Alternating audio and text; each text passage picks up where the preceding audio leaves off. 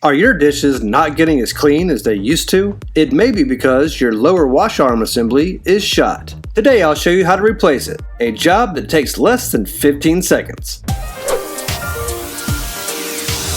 Dishwasher spray arm assemblies have different looks, but mostly operate the same way. Today I'll be replacing a Frigidaire lower wash arm assembly. Step 1. Remove the lower rack from the dishwasher to gain access to the spray arm assembly. Step 2. Locate the spray arm assembly, which is located at the bottom of the dishwasher.